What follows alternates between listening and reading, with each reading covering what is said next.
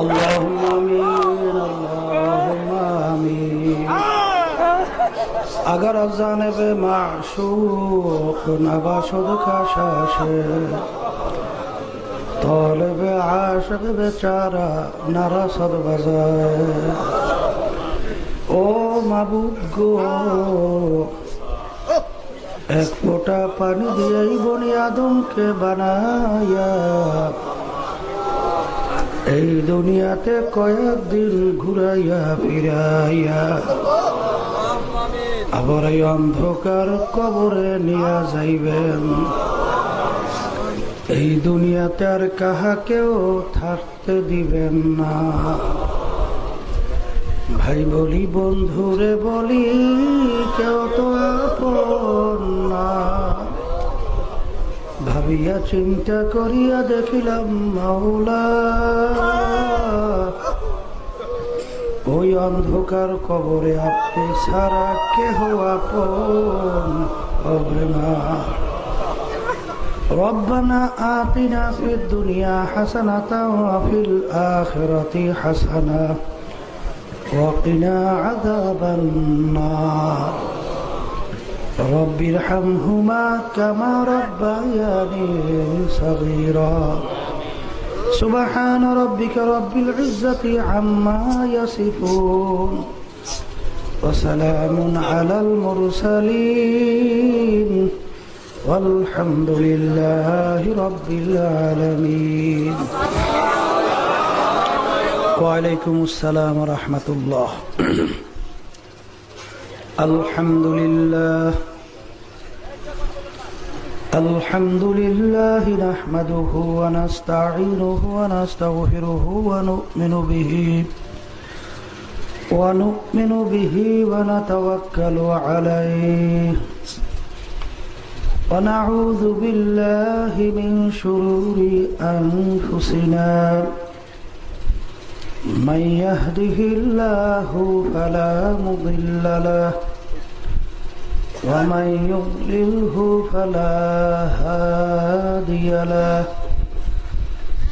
ونشهد أن لا إله إلا الله وحده لا شريك له ونشهد أن محمدا عبده ورسوله أما بعد فأعوذ بالله من الشيطان الرجيم بسم الله الرحمن الرحيم ولقد كرمنا بني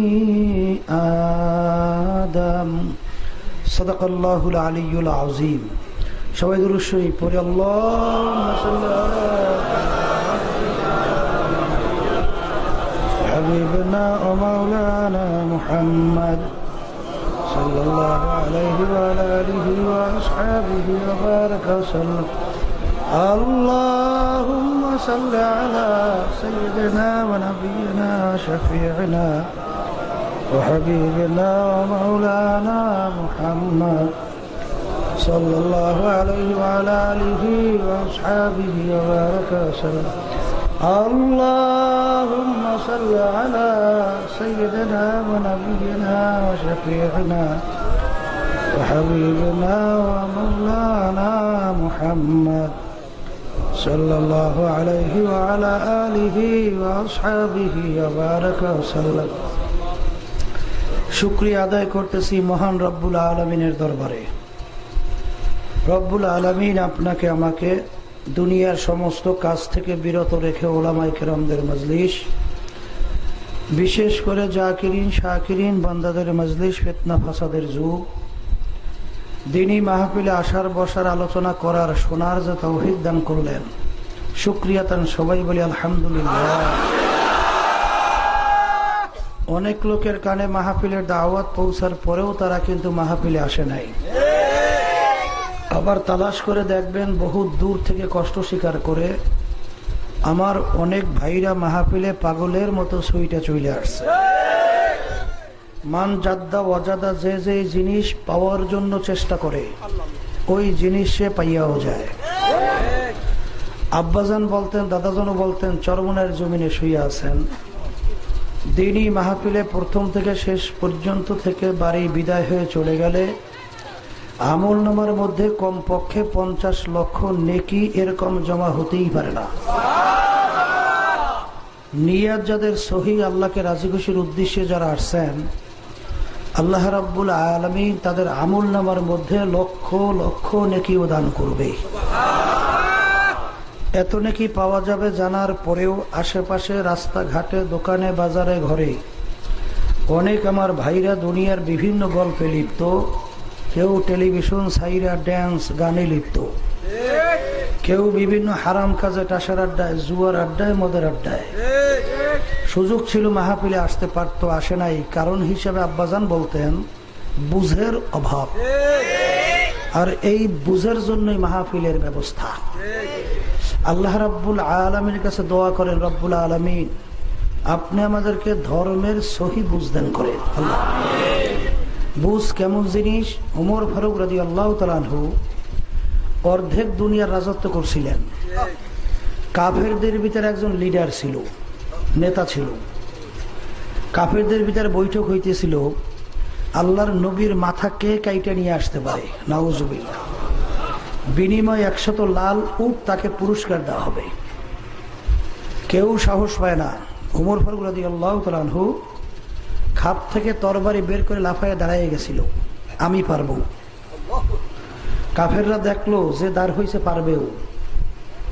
কাফেররা অপেক্ষা করতেছে আল্লাহর নবীর মাথা নিয়ে আসবে। পথের মধ্যে কি ঘটনা হয়েছে আমরা সবাই অনেকেই জানি।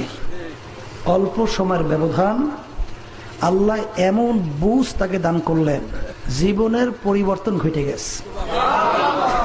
যেই তরবারি নিয়ে আল্লাহর নবীকে কতল করার জন্য রওনা করছিলেন, ওই তরবারি নিয়েই সর্বপ্রথম ইসলামের দাওয়াত নিয়ে প্রকাশ্যে রাজপথে নারায়ে তাকবীর আল্লাহু আকবার দিয়ে নেমে গেছে এবং বলছিলেন, কাফেরেরা আমি ওমর মুসলমান হয়ে গেছি। স্ত্রী বিধবা করতে চাও কে? পারলে আমি ওমরের সামনে আস। সন্তান এতিম কে করতে চাও? পারলে আমি ওমরের সামনে আস। আমি ওমর মুসলমান হয়ে গেছি।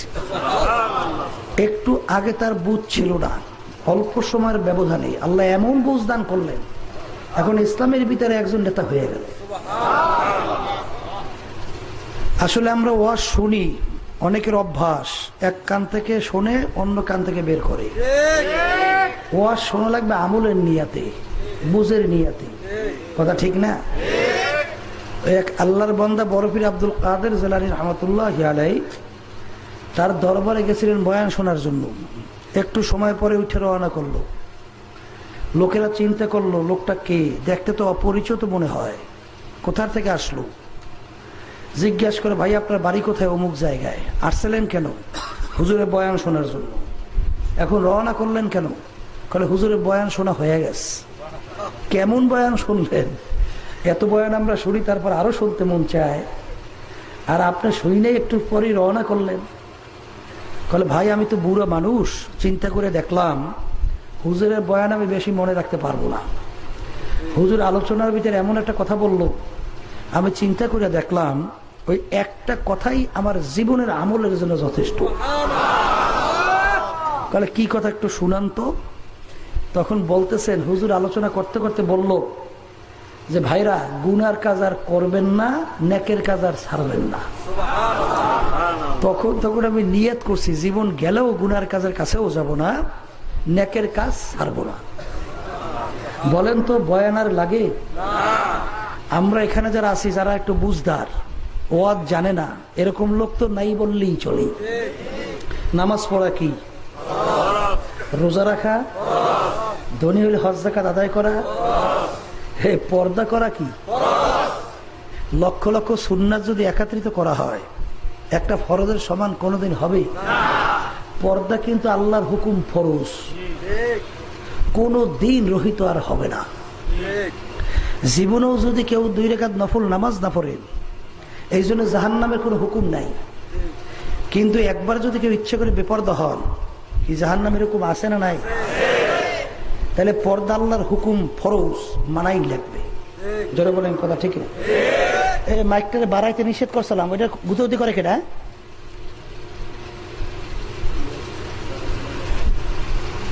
আমরা জানি সবাই, কিন্তু মানি না। কি কথা ঠিক কিনা?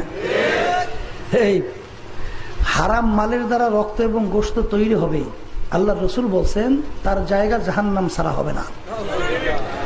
অনেকে সরকারি দল করে, সরকারের সঙ্গে জড়াইয়া বিভিন্ন লুটপাট করে, সরকারি মাল লুটপাট করে, আছে না নাই? ব্যবসার ভিতরে ধোকাবাজি করে সম্পদ বাড়াবার জন্য, আছে না নাই? হারামকে হারাম বলে না, ঘুষকে ঘুষ বলে না, সুদকে সুদ বলে না, পরের মাল ঠকাইয়া নিজের মাল বাড়াতে চিন্তাও করে না। কিন্তু আপনি ভালো করে যাই না রাখেন, আপনি 10 বার হজ করতে পারেন, কপালে দাগ পড়তে পারে, সবসময় তাসবিহ মাওলার জিকির করতে পারেন, তাহাজ্জুদের নামাজ পড়তে পারেন, কিন্তু যেই হারাম মাল, যেইটা আপনি সরকারি মাল লুটপাট করছেন, অথবা জুলুম কইরে পরের মাল ঠকাইয়া নিজের মাল বাড়াইছেন, ধোকাবাজি কইরে ব্যবসার ভিতরে আপনি সম্পদ বাড়াইছেন, যতক্ষণ পর্যন্ত ওই পরিমাণ সম্পদ আপনি পরিশোধ না করবেন, আপনি আজ জীবন ইবাদত করবেন, কোনো কাজে লাগবে না। অনেকে মনে করে এখন একটু ঘুষ টুস খাইয়া তারপর বুড়ো হইলে হজ কইরে একেবারে পুরাপুরি দুধে নেওয়া শিশু হইয়া আসবে। কি কথা ঠিক কিনা? এরকম 10 বার করলেও দুধে নেওয়া শিশু হওয়া যাবে না। আল্লাহ রাসূল সাল্লাল্লাহু আলাইহি ওয়াসাল্লাম বলছেন যে হারাম মালের দ্বারা রক্ত এবং গোশত তৈরি হবে, তার জায়গা জাহান্নাম ছাড়া হবে না। এই জন্য আমার বাজানদেরকে বলবো, জানে অনেকে মানে না। কি কথা ঠিক কিনা? এই না মানার পিছনে কারণ অনেকগুলো থাকতে পারে, এর ভিতরে একটা হইল অনেকে আশায় আছে। আশা কি? অনেকদিন বাঁচবো, পরে এক সময় সুযোগে তওবা করব, তওবা করিয়া দুনিয়া থেকে বিদায় নিয়ে একেবারে লেফাফা দুরুস্ত আমল নামা পরিষ্কার করিয়া একেবারে বেহেশতে চলে যাব। কি কথা ঠিক কিনা? আশায় আছে, ঠিক না? এদের ব্যাপারে আল্লাহ রাব্বুল আলামিন বলছেন, আলহাকুমুত তাকাসুর হাত্তা যুরতুমুল মাকাবির। আরো বাঁচবো, আরো অমুক তমুক অনেক কিছু করব। এই যারা নাকি এই নিয়াতে আছে, আল্লাহ বলতেছেন হঠাৎ একদিন দেখবে মালাকুল মউত তাদের বাড়ির দরজা হাজির হয়ে গেছে। আশা আশাই থাকবে, আর বাস্তবায়ন হবে না। যারা বলেন কথা ঠিক কিনা? আর এক শ্রেণীর মানুষ আছে, তারা সন্দেহের মধ্যে আছে, কিছু হয় না না হয়। এই জন্য বলেন কথা ঠিক না? মানুষ যায় মরিয়া মাটির সঙ্গে যায় মিলিয়া, এই মাওলায় তোগাইয়া মোগাইয়া কেমনে উঠাইবে? কি জোরে কর না উঠবিল্লাহ। মুসা নবী সাল্লাল্লাহু আলাইহি ওয়াসাল্লাম মাওলার কাছে বলছিল, মাবুদ গো, আপনি এরকম ভাবে এই পশু পাখি মানুষ মাটির সঙ্গে গলাইয়া মলাইয়া আবার ইয়া কেমনে জমা করিয়া একত্রিত করিয়া কেমনে এইটাকে জীবিত করবেন? আল্লাহ রাব্বুল আলামিন বলেন, মুসা তোমার বিশ্বাস হয় না? কারণ মাবুদ গো, হয়তো, কিন্তু আমার দিলের একটু ইতমিনানের জন্য তখন একটা পাখি জবাই করো, জবাই করে একেবারে বাইটা ফিসে ফেলাও, ভিন্ন ভিন্ন করে থুয়ে দাও। যখন থুয়ে দিয়েছে আল্লাহ রাব্বুল আলামিন বলেন কোন, দেখে আস্তের উপরে ওই ভিতর থেকে উড়িয়ে উড়িয়ে দিয়ে পাখের জায়গায় পাখ হয়ে গেছে, পাওয়ার জায়গায় পা হয়ে গেছে, শরীরের জায়গায় শরীর হয়ে গেছে, মাথার জায়গায় মাথা, আস্তে ফুরুত করে আকাশ চলে গেছে। নবী মুসা বলল, মাবুদ এখন আমার ইতমিনের কলব হয়েছে। কথা বুঝেন নাই? যেই মাওলা আপনাকে আমাকে এক কাতরা নাপাক পানি দিয়া না দেখে এত সুন্দর সুরাতে তৈরি করতে পারলো, সেই মাওলা 70-80 বছর তোমাকে আমাকে দেখা সেইভাবে তৈরি করতে পারবে না? পারবে?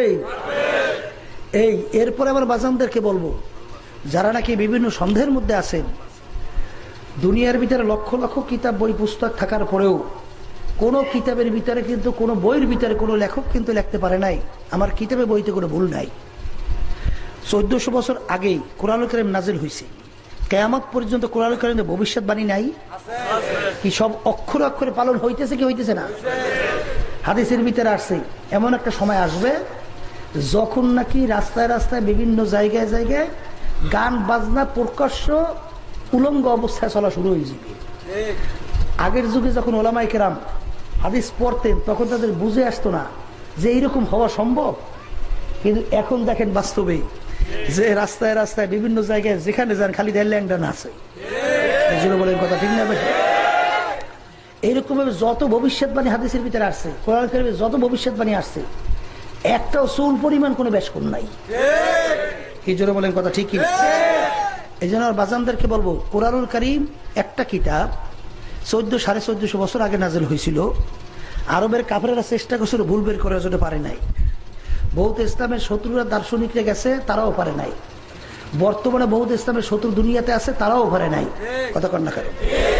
তাই যদি না পাইরে থাকে, এখনো কোরআন আমাদের মাঝে আছে না নাই? এখানে আপনারা যারা আছেন সবাই একত্রিত হইয়া তাম দুনিয়ার সমস্ত মানুষ এখন যদি একটা ভুল বের করতে পারেন, তা আমি আপনার কাছে পরিষ্কার বললাম, আমিও নামাজ পড়বো না, রোজা রাখবো না, দাড়ি রাখবো না, টুপি মাথায় রাখবো না, লাম্বা জামা গায়ে দেবো না, হারাম হালাল তমিজ করে খাবো না, চলবো না। কিন্তু ভালো করে চিন্তা ভাবনা করে দেখছি কোরআনুল কারীম কিন্তু সত্য। আর কোরআনুল কারীম যদি সত্য হয়, হারাম খোরের জন্য জাহান্নাম, তাও তো সত্য। কথা কন না কা? বেনমাজের জন্য জাহান্নাম, তাও তো সত্য। সুদখোর ঘুষখোরের জন্য জাহান্নাম, তাও তো সত্য। এই জন্য বলেন কথা ঠিক কিনা? আমার বাজানদেরকে বলবো, কোরআনুল কারীম কিন্তু সত্য। আর সাথে সাথে মনে রাখা লাগবে, এমন কোন জাতি দুনিয়াতে নাই যেই জাতি পরকাল বিশ্বাস করে না। হিন্দুরা পরকাল বিশ্বাস করে না, না ওরা পূজা আশ্রা করবে কেন? কি কথা কন? খ্রিস্টানরা করে না, অন্যান্য বিধর্মীরা করে না।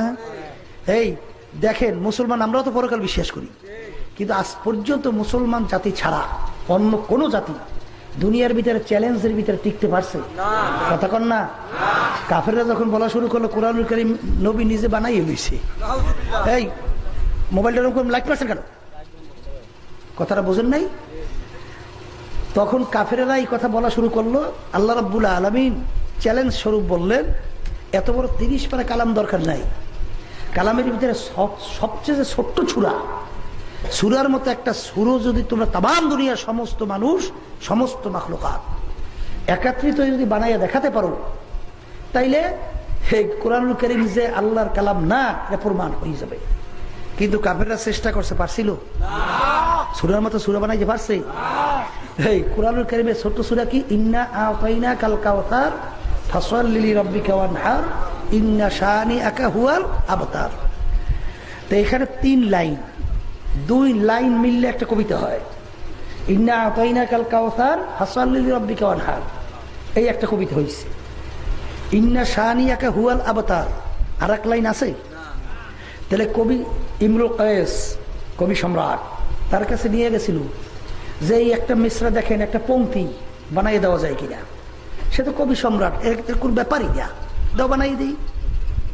যখন বানানো শুরু করছে, কি আল্লাহর কালাম মানুষ বানানো সম্ভব?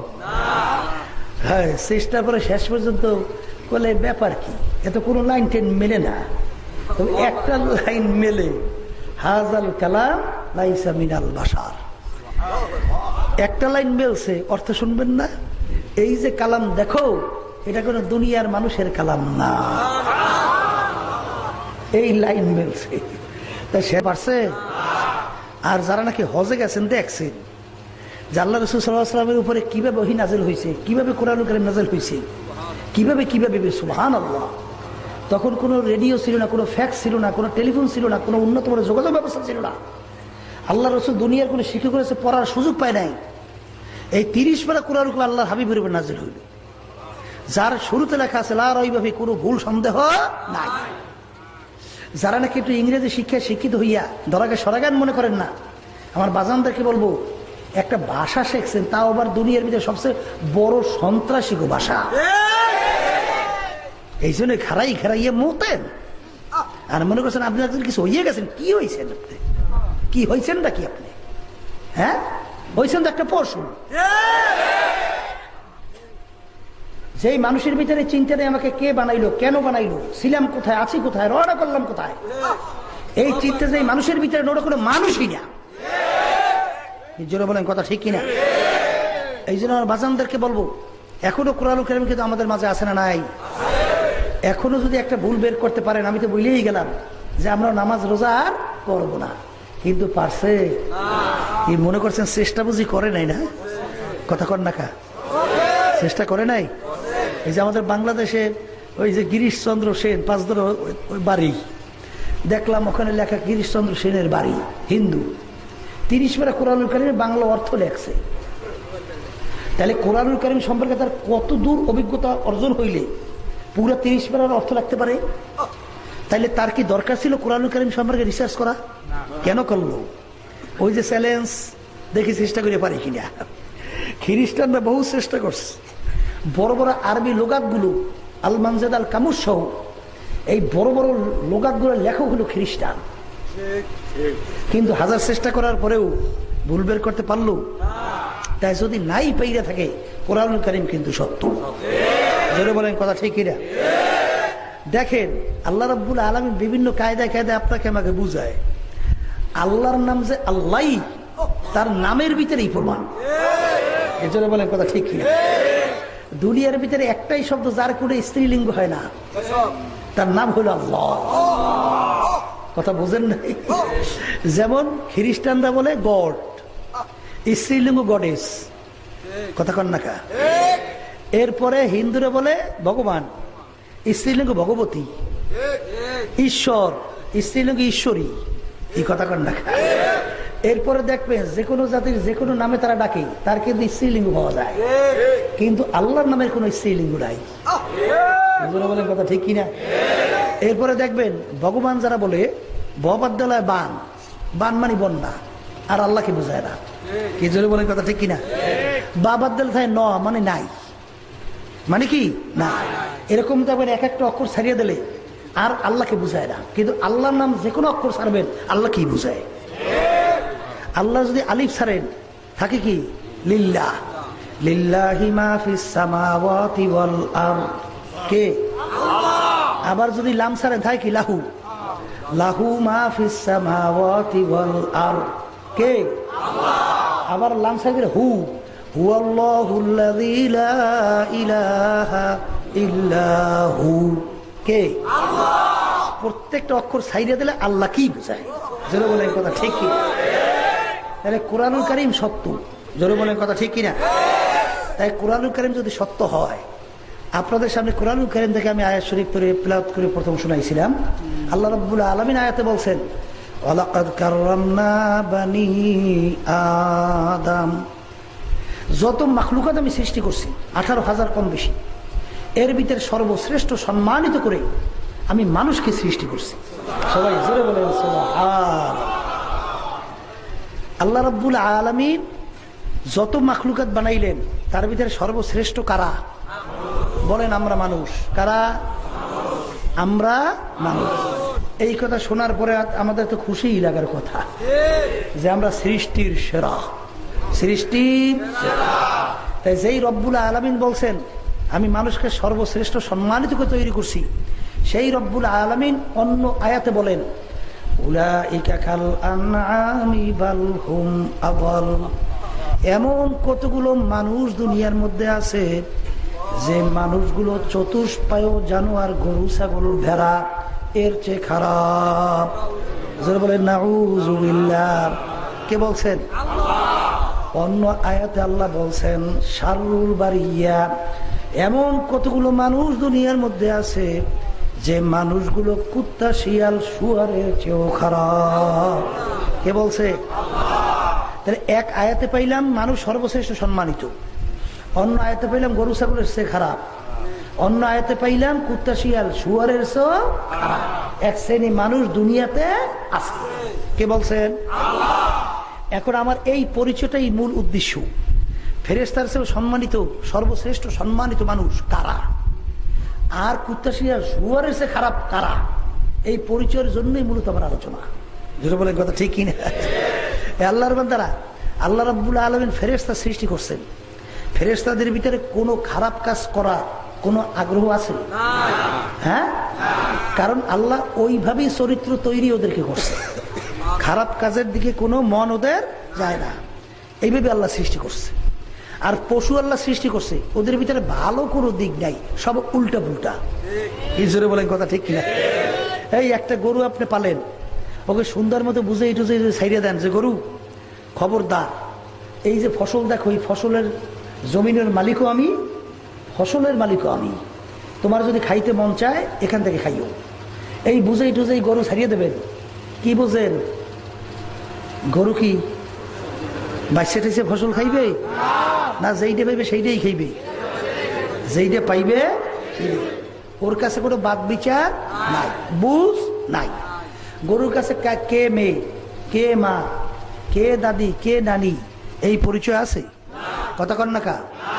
তাহলে গরুর কাছে কোনো ভালো মন্দের পরিচয় নাই। কিন্তু মানুষকে আল্লাহ সৃষ্টি করেছে চরিত্র দুইটা। চরিত্র কয়টা? একটা চরিত্র হলো ফেরেশতা। কি মানুষ ইচ্ছা করলে ভালো কাজ করতে পারে কি পারে না? আবার ইচ্ছা করলে খারাপ কাজ করতে পারে কি পারে না? তাহলে মানুষের ভিতরে চরিত্র কয়টা? দুইটা। ভালো করে বুঝেন, মানুষের ভিতরে চরিত্র দুইটা। যেই মানুষ পশুর চরিত্রকে বাদ দেবে, ফেরেশতার চরিত্র অবলম্বন করবে, ওই মানুষটাই ফেরেশতার চেয়েও সম্মানিত।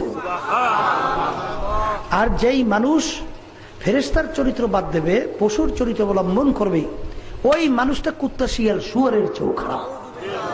কারণ পশুর ভিতরে তো চরিত্র নাই, মানুষের ভিতরে ভালো চরিত্র ছিল, থাকার পরেও যদি সে পশুর চরিত্র অবলম্বন করে তাহলে সে খারাপ হবে না?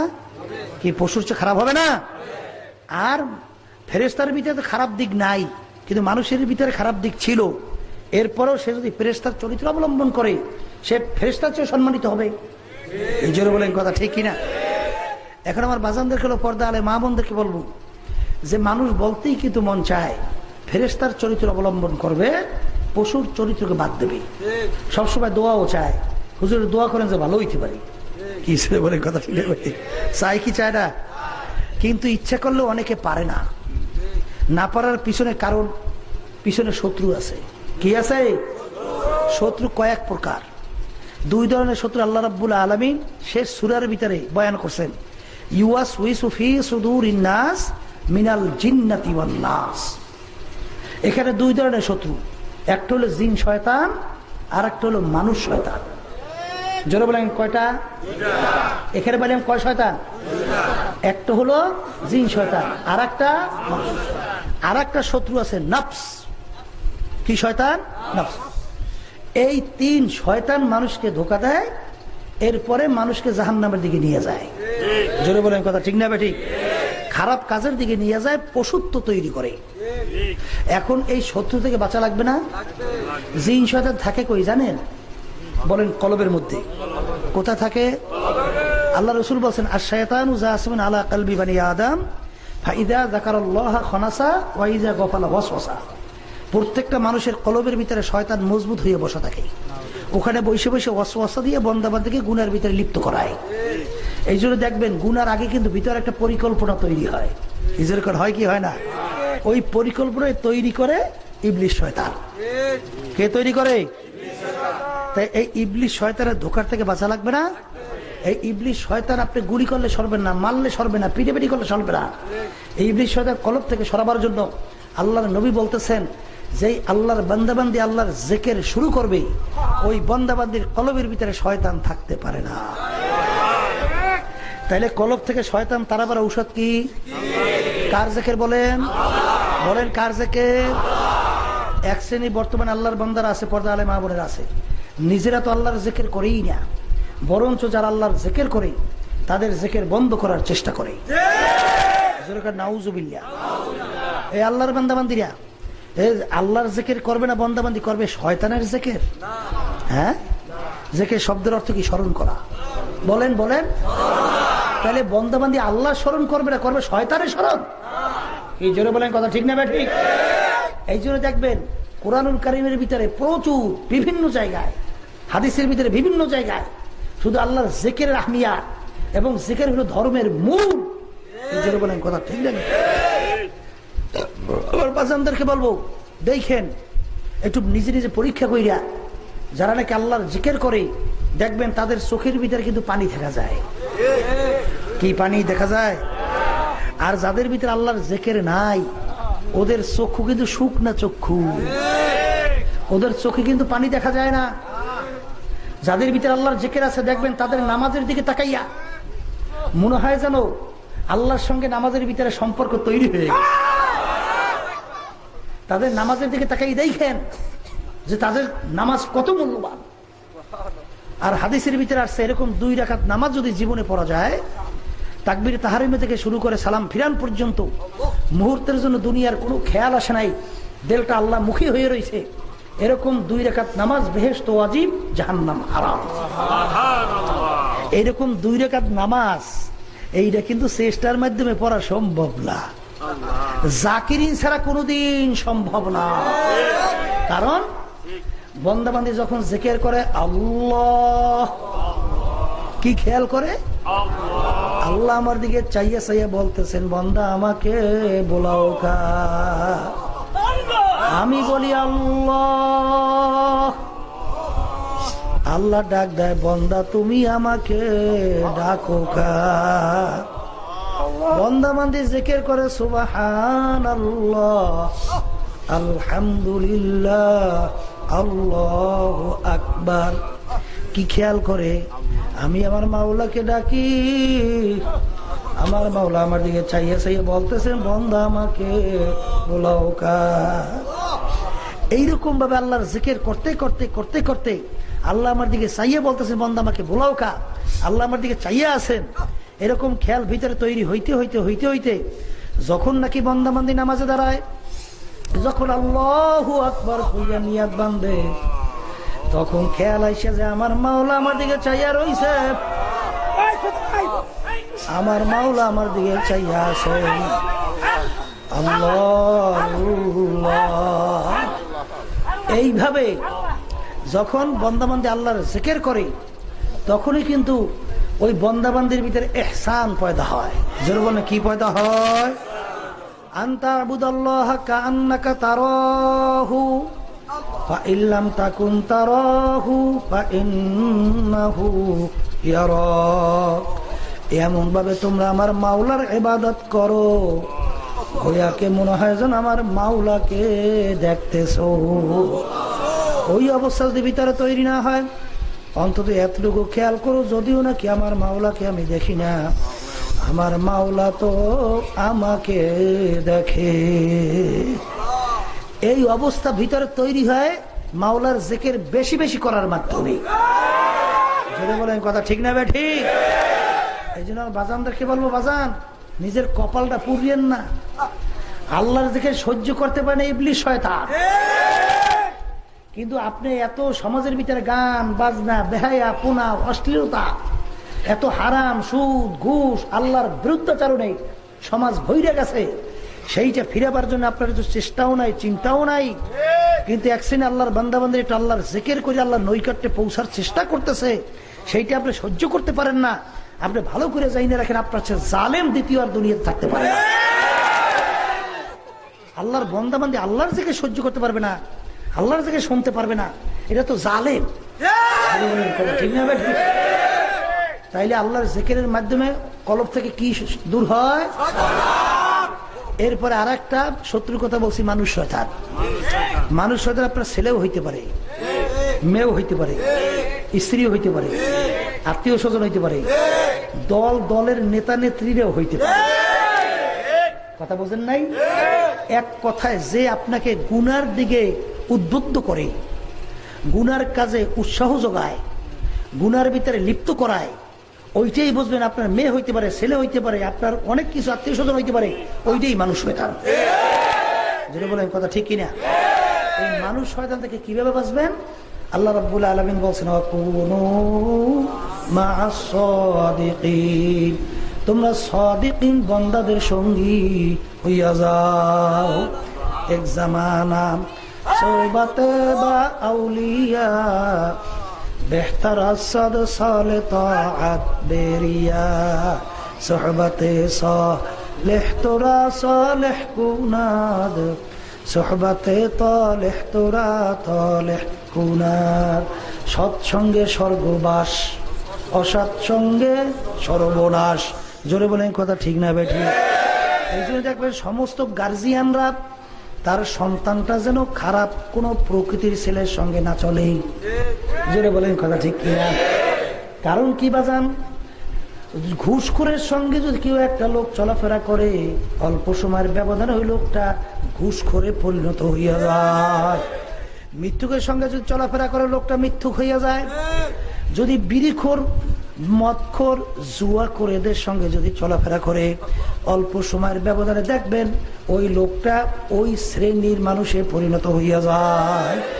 এই জন্য কিতাবের ভিতরে লেখছেন, তুমি একটা অসৎ চরিত্রের লোকের সঙ্গে বন্ধুত্ব তৈরি না করে গর্তের ভিতর থেকে একটা বিষাক্ত জাতি সাপের সঙ্গে বন্ধুত্ব করো। কারণ জাতি সাপ যদি তোমাকে সবল দেয়, ধ্বংস করে, যদি তোমার ঈমান থাকে, যদি মারা যাও, শহীদি দরজা পাইয়া তুমি বেহেশতে চইলা যাবা। আর অসৎ চরিত্রের লোক যদি তোমাকে ধ্বংসন করে, তোমার ঈমান হারা হইয়া দুনিয়ার থেকে বিদায় নেওয়া লাগবে। আর ঈমান হারা হইয়া যদি দুনিয়ার থেকে বিদায় নিয়ে যাও, চিরতরে জাহান্নামে জ্বলা লাগবে। এই জন্যই আমার বাজানদেরকে বলবো, সাদিকিন বান্দাদের সঙ্গী হওয়া লাগবে। নামাজির সঙ্গে চললে নামাজি হওয়া যায়, জাকিরিনের সঙ্গে চললে জাকিরিন হওয়া যায়, ভালো লোকের সঙ্গে চললে ভালো মানুষ হওয়া যায়। জোরে বলেন কথা ঠিক না বেঠিক? এই আর এক শত্রুর নাম হইল নফস শয়তান। জোরে বলেন কি? জোরে বলেন কি শয়তান? এই আচ্ছা বোঝান, মাইকটা সুন্দর চলতেছিল, এরকম করলে কেনা?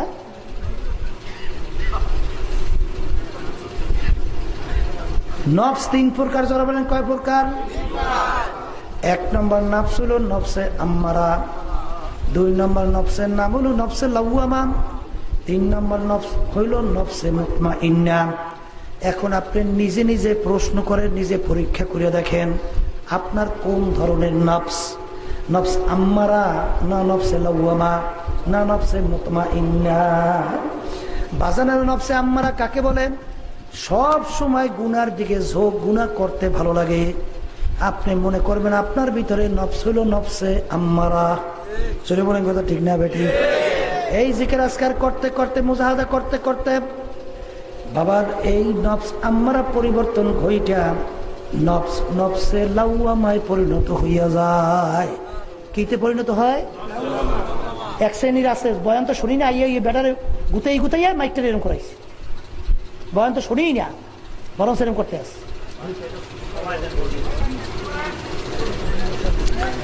নফসে লাওয়ামা, নফসে লাওয়ামা কাকে বলে? গুনাহ করার সময় কিছু বলে না, চুপ থাকে। যখন গুনাহ হয়ে যায় তখন ভিতরে আফসোস তৈরি হয়, আফসোস গুনাহটা করলাম কেন, গুনাহটা করলাম কেন, হয় না হয় না? এইটা নফসে লাওয়ামা, নফসে লাওয়ামা। আর একটা নফসের নাম হলো নফসে মুতমাইন্না। নফসে মুতমাইন্না কাকে বলে? সব সময় নেকের কাজ করতে ভালো লাগে, গুনার কাজ দেখলে শরীরের ভিতরে আগুন ধরিয়ে যায়।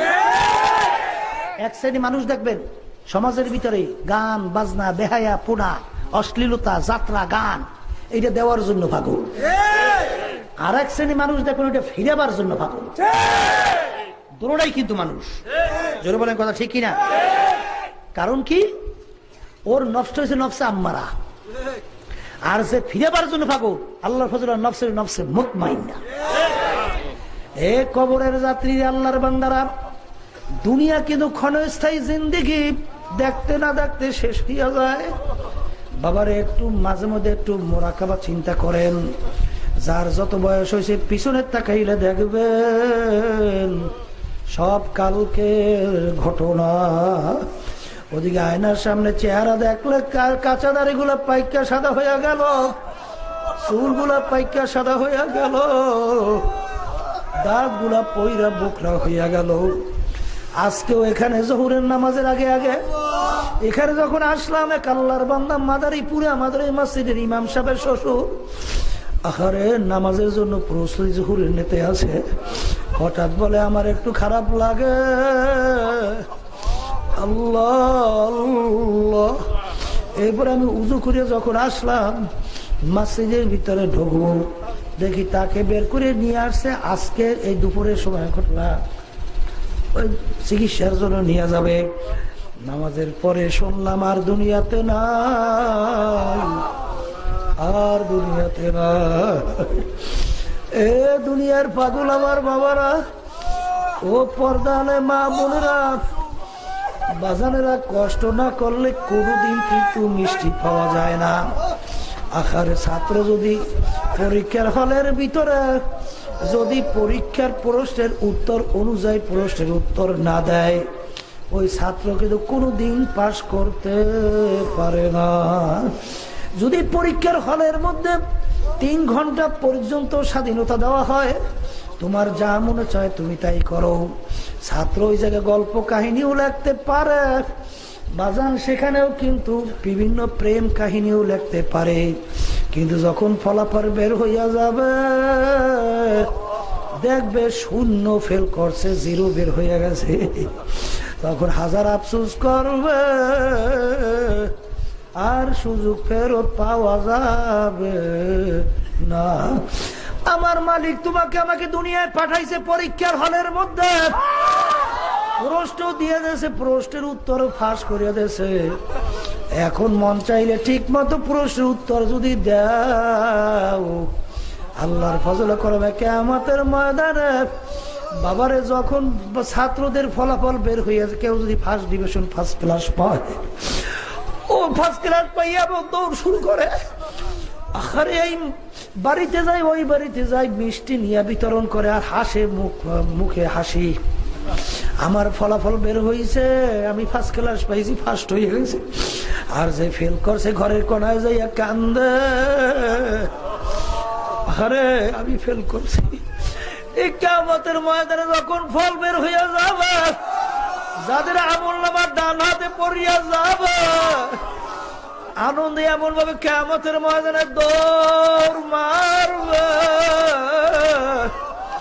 কোথায় হিসাব, কোথায় নিশাব, কোথায় বেহেশত, কোথায় দোজখ, আরে কোনো খেয়াল থাকবে না, দৌড়ে বেরবে আমার মাওলায় কই, আমার মাওলায় কই, আল্লাহ আল্লাহ। আর যেই ছাত্র এই দুনিয়ার জিন্দিগিটা আনন্দে আনন্দে ভাসাইয়া দেবে, ঠিক মতো প্রশ্নের উত্তর দেবে না, যদি বাম হাতে আমলনামা পইরা যায়, আরে আফসোস, কিয়ামতের ময়দানে সূর্যের তবে মাথার তালুটা টাস টাস করে ফাইটে মগজগুলো ভাতের মতো উতলাইয়া ভাইয়া ভাইয়া পড়িয়া যাইবে, লা ইয়ামুতু ফিহা ওয়ালা ইয়াহইয়া। আল্লাহর বান্দার ও পর্দারে মা বোনেরা, আল্লাহু আকবার, আল্লাহু আকবার, আল্লাহু আকবার। বাগানের এক শ্রেণীর মানুষ আছে, আল্লাহু আকবার, আল্লাহু আকবার, নফসে মুতমাইন্না। কিয়ামতের ময়দানে আল্লাহ রাব্বুল আলামিন ডাক দিয়া বলবেন, ইয়া আইয়াতুহান নাফসুল মুতমাইন্না ইরজিই ইলা রাব্বিকি রাদিয়াতাম মারদিয়া ফাদখুলি ফি ইবাদি ওয়াদখুলি জান্নাতি। মালিক ডাক দিয়ে বলে, নফসে মুতমাইন্নার দলেরা আসো আসো, তুমি আমার বেহেশতের মধ্যে ঢুইকা যাও। এ কবরের যাত্রীরা, আল্লাহর বান্দার ও পর্দার আড়ালের মা বোনেরা, এখন নিজেকে নিজে প্রশ্ন করেন বাজান, আপনার নফস কোন পর্যায়ে আছে? নফসে আম্মারা না নফসে লাওয়ামা না নফসে মুতমাইন্না? কিয়ামতের ময়দানে আমার মাওলা কিন্তু নফসে মুতমাইন্না এই দলদেরকে ডাকবে, বেহেশতে জায়গা দেবে। বাবার, এই যে পীর মুরিদি শোনা যায়, এই পীর মুরিদি আর কিছুই না রে বাজান। আমাদের এই চরমোনাইর তরিকার নাম হলো চিশতিয়া সাবিরিয়া তরিকা। এই তরিকার 5টা ঔষধ আছে। আমার আব্বাজান বলতেন, দাদাজান বলতেন, যদি ঠিক মতো 5 ঔষধ তোমরা পালন করতে পারো, আল্লাহর ফজল করেন, আল্লাহর রহমতের ভরসা করে বলতে পারি, শয়তান এবং নফস তোমাদেরকে গুনার কাজের কাছেও নিতে পারবে না। আর দিন তোমার নফস আম্মারা থেকে পরিবর্তন হইটা নফসে লাওয়ামায় পরিবর্তন হইয়া নফস আল্লাহর ফজল করমে নফসে মুতমাইন্নায় পৌঁছা যাবে। এছাড়া বাজান এই তরিকার আর কোনো উদ্দেশ্য নাই রে বাজান। এই তরিকার মূল উদ্দেশ্য হইল আল্লাহর বান্দাবান্দির নফসকে নফসের মুতমাইন্নায় পৌঁছাইয়া দেওয়া। আমার বাজানদেরকে বলবো, একটু পরীক্ষা করিয়া দেখেন, যারা নাকি হক্কানি তরিকায় সহি তরিকার সাথে জড়াইয়া আছে, যারা ঠিকঠাক মতো মুরব্বীর কথা মাইনা চলে, দেখবেন আল্লাহর ফজল করমে তাদের দিনের দিন আমলের পরিবর্তন দেখা যায়। আগে নামাজ ভালো লাগতো না, এখন নামাজ ভালো লাগে। আগে ঠিক মতো আল্লাহু আকবার চোখে পানি আসতো না, এখন চোখের ভিতরে পানি আসে।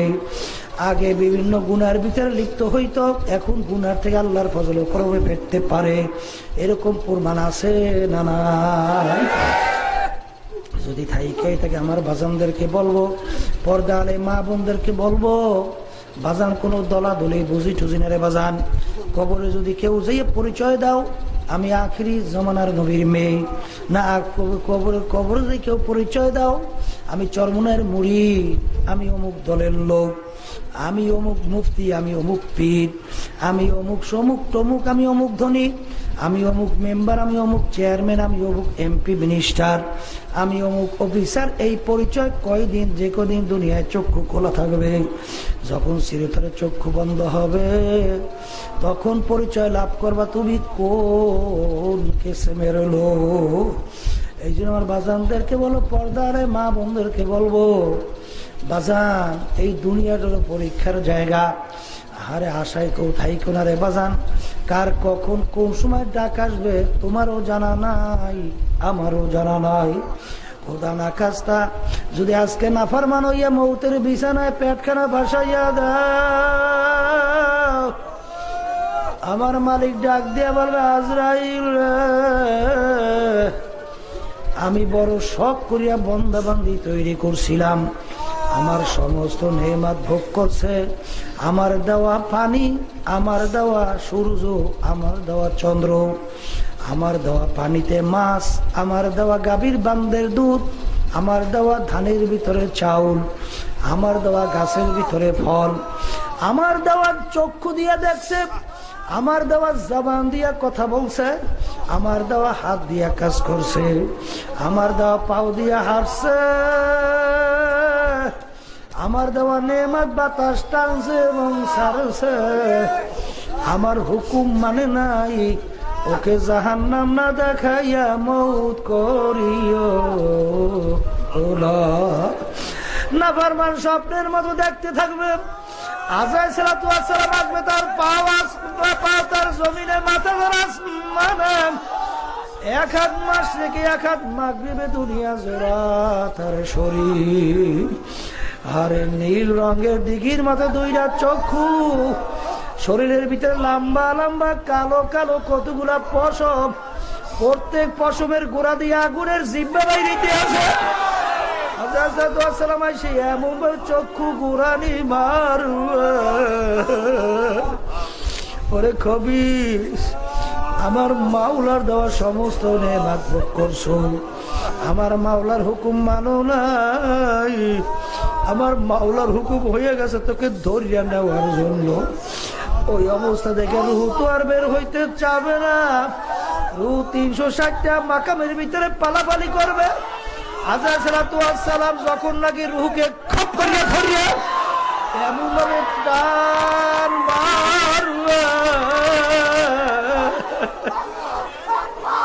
কলিজার রগগুলা ছিঁড়িয়া ছিঁড়িয়া দিয়া রওনা করিয়া যাইবে।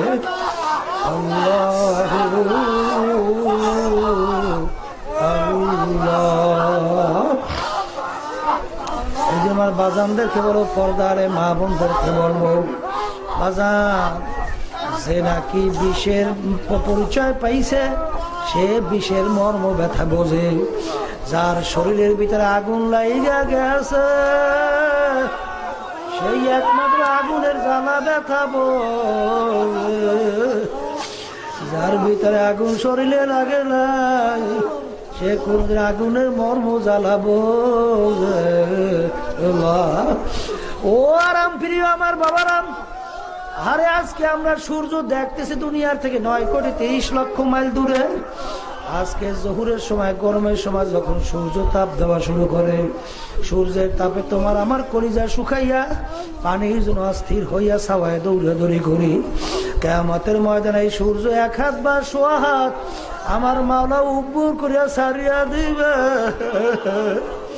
ছাড়িয়া দিয়ে আমার মালিক বলবে, সূর্য রে তোর ভিতরে যত তাপ আছে ছাইরা দেয়, নাফরমান বুঝুক আমি মাওলা কেমন। সূর্যের তাপে কিয়ামতের ময়দানে নাফরমানদের তালুটা টাস টাস করে ফাইটা মগজগুলা ভাতের মতো উতলাইয়া বাইয়া বাইয়া পড়ে যাইবে। লা ইয়ামুতু ফিহা ওয়ালা ইয়াহইয়া, মানুষ বাঁচবেও না মরবেও না। এই জন্য আমার বাজানদের হলো পর্দালে মা বোনদেরকে বলবো, আজকে টাকার পাগল হইছো, ক্ষমতার পাগল হইছো, সম্মানের পাগল হইছো, মেম্বার চেয়ারম্যানের পাগল হইছো। বাবা এই সম্মান কয়দিন, টাকার গরম কয়দিন, ক্ষমতার গরম কয়দিন। একটু চক্ষু বন্ধ করে মাঝে মধ্যে একটু মোরা খাওয়া করে দেখো। বাবারে সব ফাঁকি, এত টাকা রাখবা কোথায়, কাপনে যে পকেট লাই। ও মুসাফির বান্দ গাঠুরি বহুদূরে ঠিকানা, আজ বিজানা কাল বিজানা কবর আখের ঠিকানা। سوف ترى إذ انكشف الغبار أفرس تحت رجلك أم حمار। আজকে ব্যাপারে বিভিন্ন দলের পিছনে পড়ছো, বিভিন্ন দলের নেতা নেত্রীর পিছনে পড়ছো। শুইনা রাখো বাজান, শুইনা রাখো, আল্লাহ রাব্বুল আলামিন কিয়ামতের ময়দানে প্রত্যেকটা মানুষকে ইয়াউমা নাদউ কুল্লু উনাসিন বিইমামিহিম, প্রত্যেকটা মানুষকে তোর দলের নেতা নেত্রীর সঙ্গে ডাকবে। ডাইকে বলবে তোর নেতা নেত্রী যেদিকে যায় তাদের পিছনে পিছনে তোরা সেদিকে চলে যা। হাদিসের ভিতরে আল্লাহ রাসূল বলছেন, মান তাশাব্বাহা বিকওমিন ফাহুয়া মিনহু। আজকে দলের পিছনে পড়ছো, নেতা নেত্রীর পিছনে পড়ছো। নেতা নেত্রী তোমাকে কোথায় নিয়ে যায়, কোন আদর্শের পিছনে পড়ছো বাজান? ইনিল হুকমু ইল্লা লিল্লাহ ওয়া মান লাম ইয়াহকুম বিমা আনজালাল্লাহ ফাউলাইকা হুমুল কাফিরুন ফাউলাইকা হুমুল ফাসিকুন ফাউলাইকা হুমুজ জালিমুন। আমার মালিকের নিয়ম অনুযায়ী যারা নাকি দেশ পরিচালনা করে না ওরা কাফের, আছে ওরা জালেম। কাদের পিছনে পড়ছো, মাতুকবাড়ি পাইছো, কার কোন শক্তি দিয়া মাতুকবাড়ি করো? এই শক্তি দান করছে আমার মাওলা, জবান দিয়া কথা বলার শক্তি দান করছে আমার মাওলা। ব্রেন দিয়া চালাকি মাতুকবাড়ি সরদারি করো, ব্রেন দান করছে আমার মাওলা। হাত দিয়া কাজ করো, না দান করছে আমার মাওলা। সমস্ত অঙ্গ প্রত্যঙ্গ দান করলো আমার মাওলা। আমার মাওলার সমস্ত অঙ্গ প্রত্যঙ্গ নেয়ামত দিয়া আজকে নেতা নেত্রীর পিছনে আল্লাহর বিরুদ্ধে স্লোগান দাও। ভালো করে যাই না রাখো কয়দিন, কিন্তু দেখতে না দেখতে শেষ হইয়া যায়। ওই খবরে গেলে কিন্তু আর দলাদলি চলবে না। এই জন্য আমার বাজানদেরকে বলবো, পর্দালে মা বোনদেরকে বলবো, আমি আপনাদের জন্য দোয়া করি, আমি আপনাদের কাছে দোয়া চাই। আমার মালিক যেন আমাদেরকে তার খাস বান্দা বান্দি বানাইয়া তারপর যেন কবরে ডাক দেয়। আল্লাহুম্মা আমিন। এই ঘরের মেয়েকে হাত উঠাও, দুই চোখের পানি ফেলো, আমার কথা মনে করো, মাওলা দেবে কান্দ আর যদি কান্না না আসে মনকে বুঝো রে মন। একদিন এই ঘরের দরজা দিয়ে নতুন বড় হইব উঠছিল রে মন। কত মেয়েকে শরবত খাওয়াইল, কত মেয়েকে বাতাস করলো। এবার এমন একটা দিন আসবে এই ঘরের দরজা দিয়া মরা লাশ হইয়া বের হবে। ছেলে কান্দে মামা করে, মেয়ে কান্দে মামা করে, শক্ত আর দিবারা। মাবুদ গো, আপনি এই মাঠের দিকে চাইয়ে দেখেন আপনার বন্ধুরা কিভাবে কান্দে। মাবুদ আমাদের ছেলেও মরে নাই, মেয়েও মরে নাই, করে বসছি রে, মাফ করে দেন গো মাওলা, মাফ করে দেন। এ আল্লাহর বান্দারা জোর করিয়া কান্দেন, জোর করিয়া কান্দেন।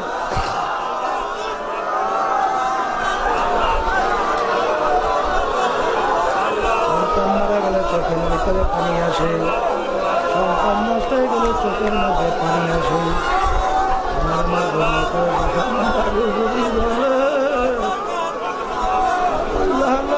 চোখের পানি সারা ঠাল্লা